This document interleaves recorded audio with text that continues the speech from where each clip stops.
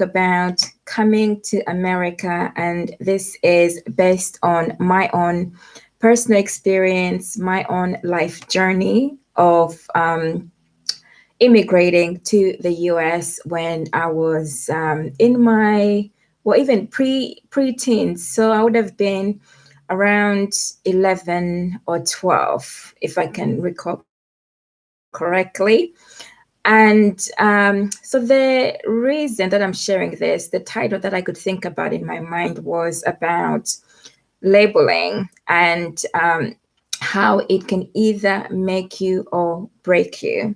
And also, part of the entrepreneurship journey is being able to share your story, your narrative, your background, so that people, if you're an aspiring entrepreneur, so that people get to know where you come from, depending on how much detail you want to share.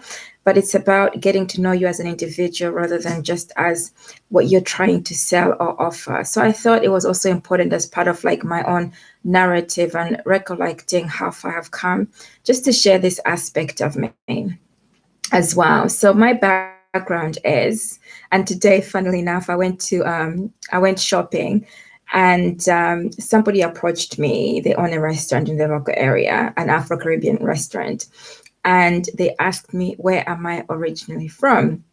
And it took me just a second to actually think about how I could answer that question. Then I also, in my mind, I knew there's this type of thing where you kind of get used to role playing. Role playing, in a sense, is you identify who you're talking to in your mind and what you need to say and how receptive they'll be to that. So, what I mean by that is that based on my previous experience of growing up, when I said home for me was US, and I met people who were originally from Africa, they would still want to question. So it's not only people from like Africa, from other places. They would want to ask a little bit more about where I was from, and my encounters in university, where some people were not happy when I just said home was the US as an example. So I always felt in this type of exchanges that I needed to specifically name where I was from and also go back to like my history. So I almost feel like I need to have like a history book with me about where I've come from and what my background is. So in my mindset, my makeup, I consider myself a global citizen, somebody who's from part of the diaspora community, and somebody who's also an international person. This is due to my upbringing in terms of going to different schools that were mainly international schools. So coming to America, what I thought about was the Eddie Murphy movie, which all of us, most of us have seen it. And if you haven't, you must watch it. So in my experience, when I was coming to America, I only came as a reason of my mom had moved there. She had found an opportunity, and she worked in an international organization. So what I'll start off with is probably like the misconceptions of what I experienced from like the exchange of communication with people. So my background as well, so that I can just add this in, is I was born in the UK, in London, and then I left the UK where I'm recording from now when I was around 5 or 6, and went to Africa, Malawi, and spent, which is in the southern part. If you haven't heard of it, Madonna is a point of reference. And recently, Rihanna. That's all I can think of at the moment. But other people have also contributed. And here I am as well, telling you a story about Malawi. So then I stayed in Malawi up to the age of 11, between 10 to 12, I believe. It will come back to me.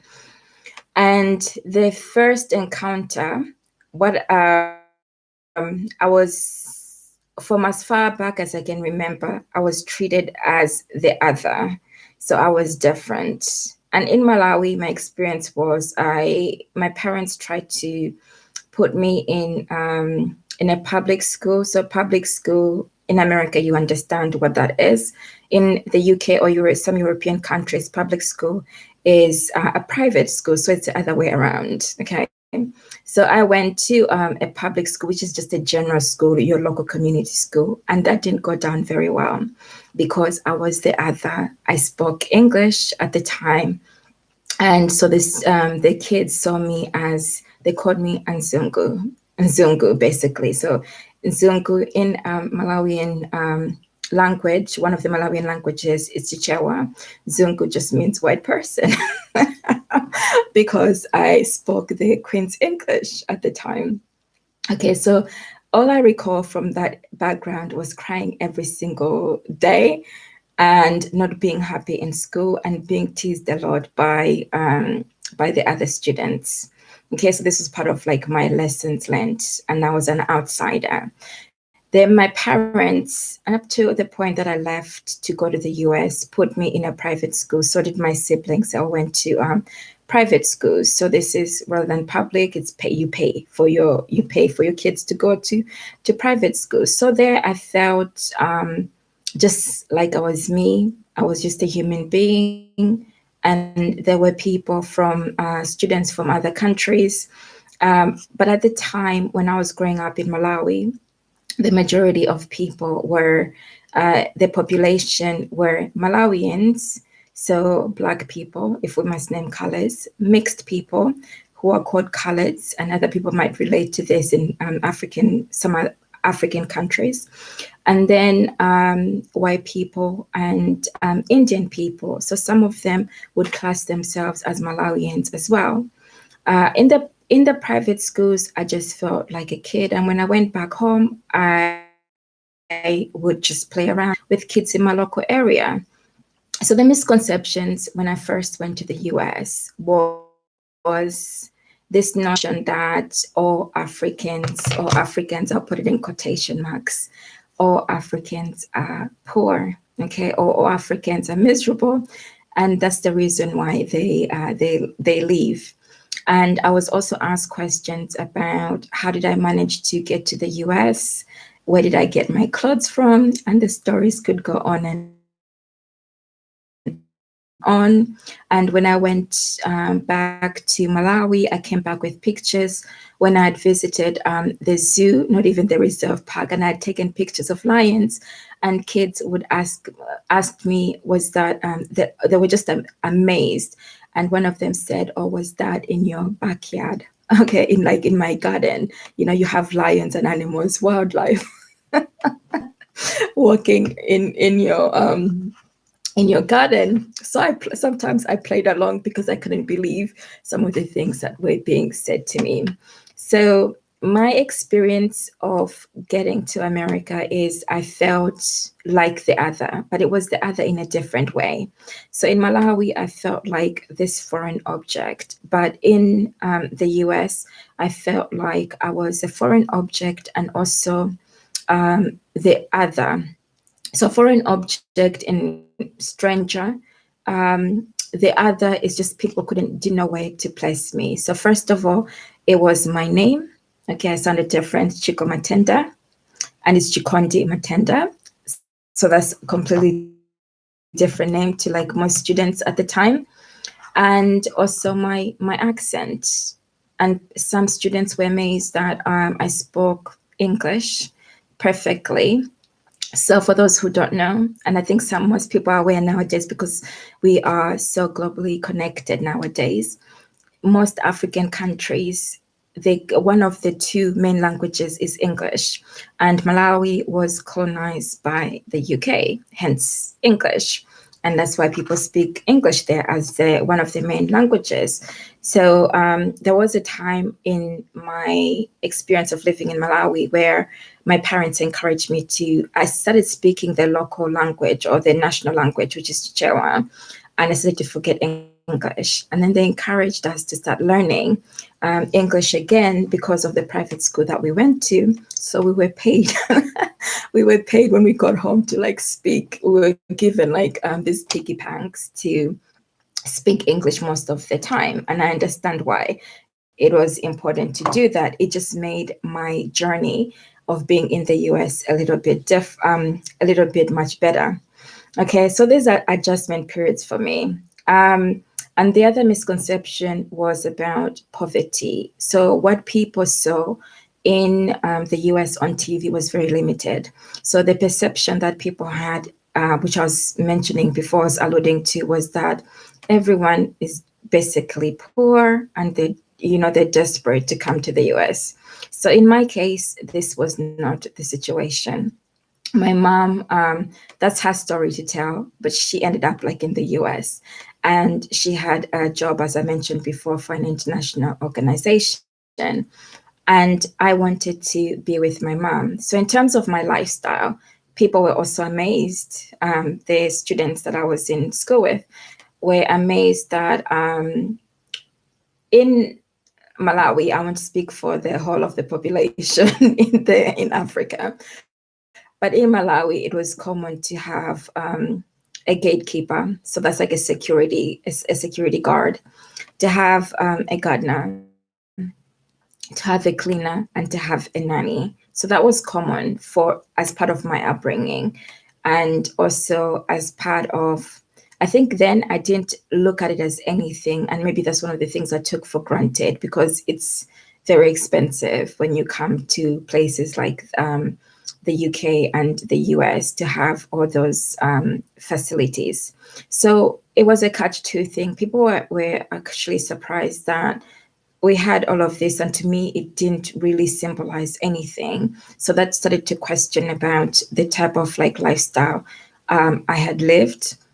And I'd also come from a place where my parents were hardworking. They worked 9 to 5 like as anybody else, and they also had certain certain additional privileges which I didn't think about until I grew up. So we went to like the golf club as part of like our Sundays. We often went to like on holidays. So golf club, it was just a mixture of the same people who I went to private school with and in the same communities. But looking back, it's people who are probably middle class and a little bit upper upper class. Okay, so as a young person, I didn't even actually factor all of that in. I just thought this is normal and this is what everybody does. It's only until I went to the US and I started to realize that the golf clubs or the membership clubs were more for people who are again elite and people who had money, but it seemed like it was something that was not as easily accessible to the mass population. It was a much smaller population.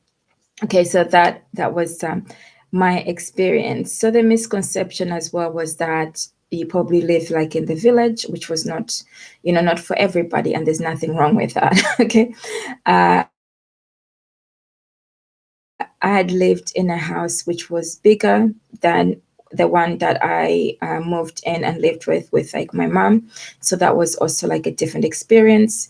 I hadn't basically, apart from like my parents trying to encourage us to remain grounded, I had to learn in the US how to cook food on a regular basis. And those are the things that I didn't do on a regular basis, to be quite honest, when I was in Malawi.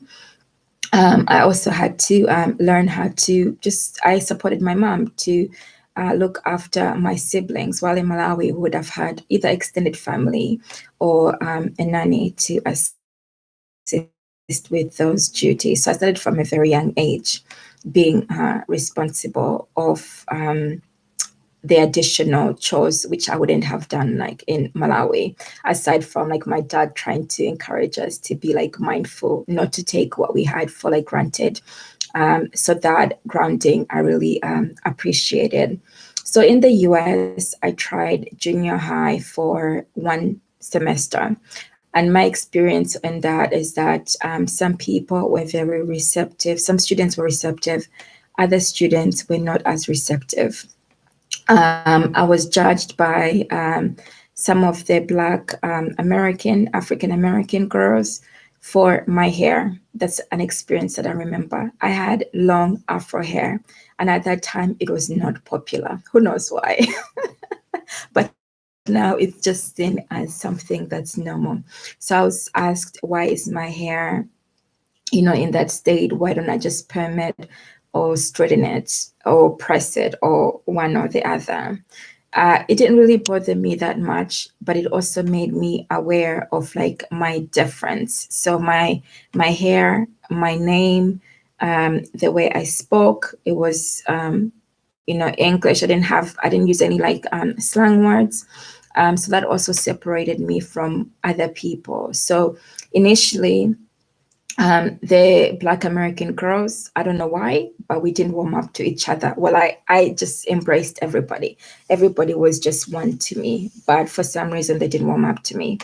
The Black American guys, they were curious about who I was as an individual. But what I found was that I think because I of my private school upbringing, I was used to just getting along with everybody. So I didn't experience peer pressure. I didn't really dwell on things that people said to me about Africa. I found it amusing. And even the girls, it's not everybody in the high school, but even the girls who were a little bit like mean girls, they didn't really bother me that much. And it also surprised people some of the students, why I just didn't stick with one particular group of students. For me, I used to say, and I can even record it like yesterday, I used to say that I embrace people or rainbows of all colors of the rainbow. So I embraced everybody. And that was my outlook. It didn't matter whether they were like a football player, a cheerleader, can we get along communication wise? Do we understand each other? And can you treat me equally and respect me? That's what was most important to me. So I was just generic. Okay. I didn't stick to one group, and I felt just as comfortable as being with any other part of group. It didn't make any difference to me. I didn't feel like, well, it's a luxury because I'm with like American football. I'm with football players or cheerleaders. It didn't make any difference to me. Or the kids who were not as popular. So one semester, very brief, I ended up going back into the private school area or arena. And within that, it was very small, about 10 students or less in the class. And I felt more comfortable in my skin in that there were students who had different accents, who came from different backgrounds. And I also didn't feel like I needed to carry like a history book with me to explain my whole background. So there wasn't that much curiosity about, or unless if they got to know me and then I shared the background of my story and where I was. I recall being tired of having to explain when I was outside of that bubble. I used to get tired of this question. So in the beginning, if you remember, I mentioned my encounter today where somebody asked me where I was from. So I got tired of that narrative. Where are you from?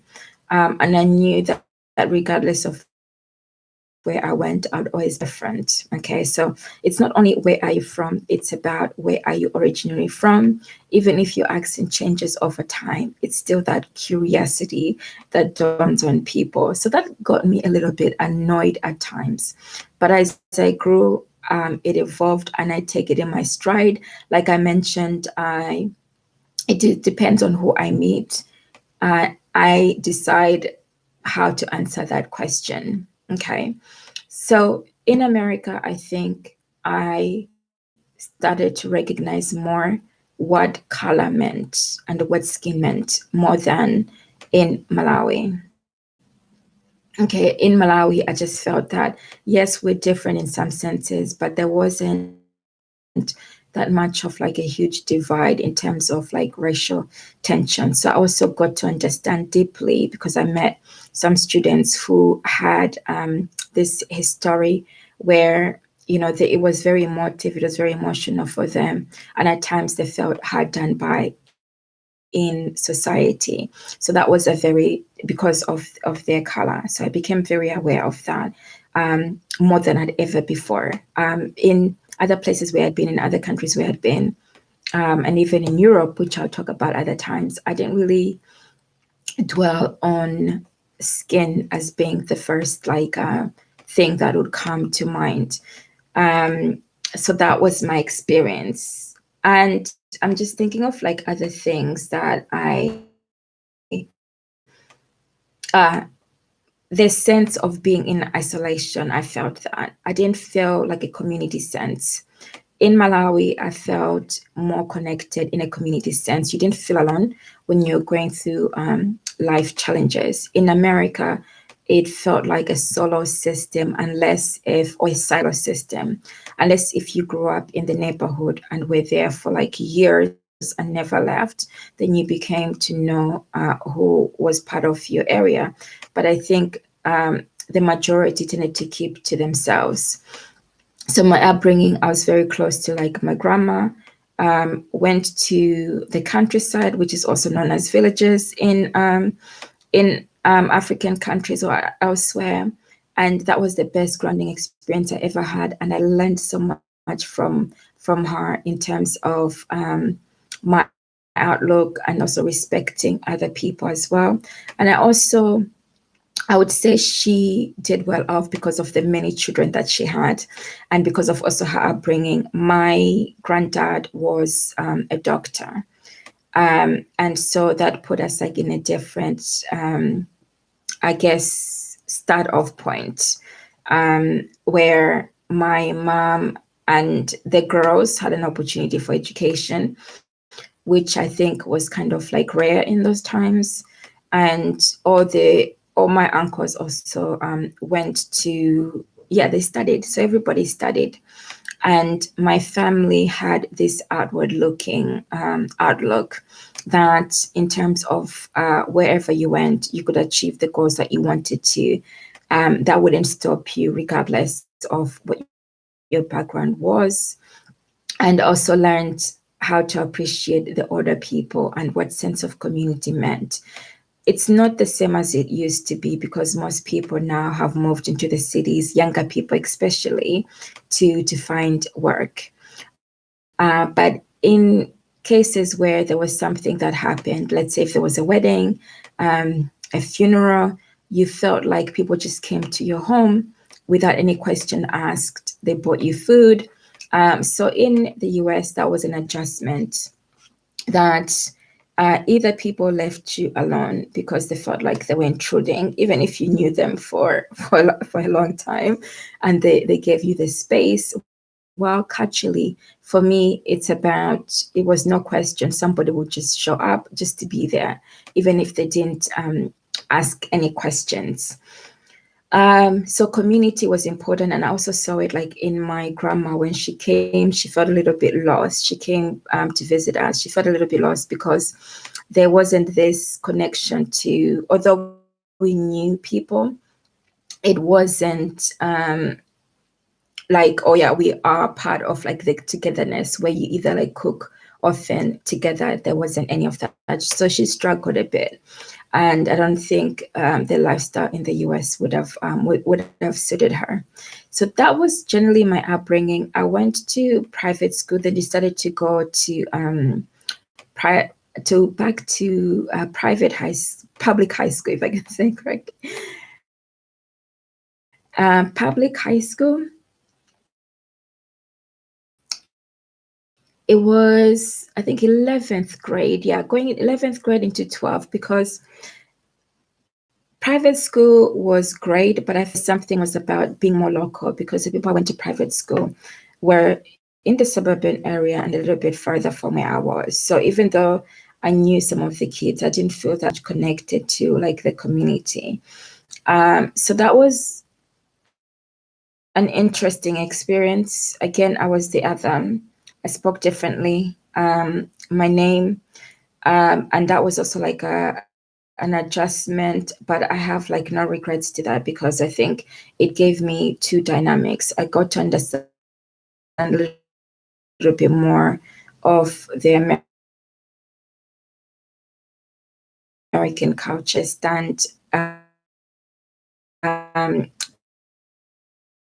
part of like the other local communities,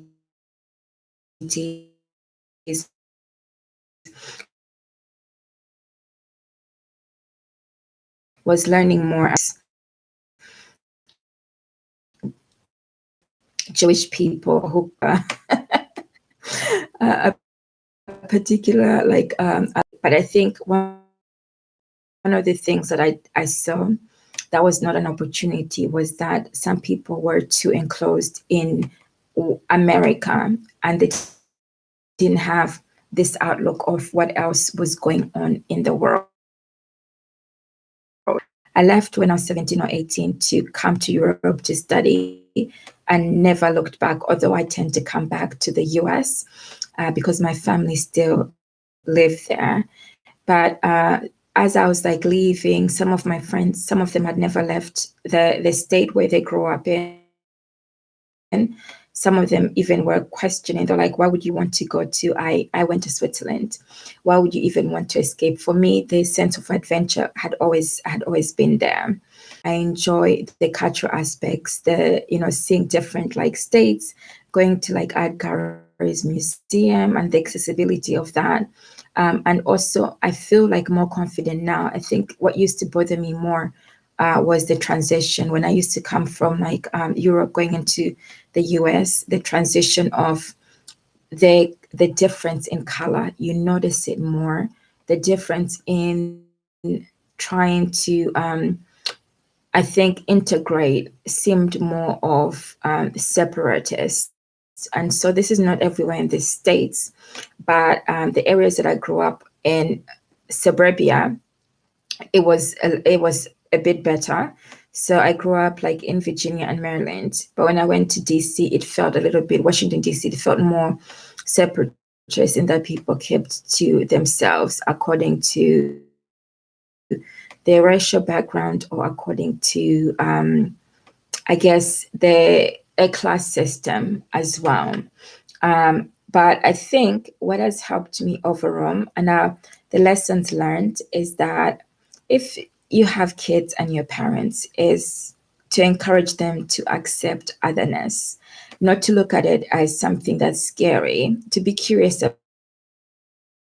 about it, but also to be mindful to include otherness and to make it okay, not as something to steer away from, because then that will give them the opportunity to grow. There's more of their awareness. Some of the next vlog, because I never planned this, this is spontaneous. If you've got any questions that you would like me to consider, let me know. But I think in the next vlog, I'll talk about my experience of living like in Europe and what that's been like. In Europe and what that's been like. I've come back full circle. I'll talk a little bit more about possibly what identity means to me, because I think through my upbringing, I felt like people have wanted to box me in certain categories. And my approach to the outside world has always been, I want to get to know you as a human being, first of all. And I didn't see color that much because my upbringing has been different. It hasn't impacted me as much, although I come from a background of a country that was colonized. It was still a different upbringing where I didn't have that history as some people have experienced. So I've always had this: I'll go anywhere. I feel comfortable with being in any country with no issue. I don't feel my being of being a global citizen comes from being part of the international community and also being part of the diaspora. And some kids within the diaspora, they also call themselves third culture kids, because you really can't place yourself in any specific group because you've had different types of upbringing and different exposures. But at the same time, the global part of being a citizen makes you feel connected and you don't feel alone, even though people identify you as being the other, or they want to label you and put you like in a certain box. All right, folks. So I'll leave you there. I have been cooking. I hope my food is still okay. And join me on the next live session where I'll be talking a little bit more about my European experience and what that means to me.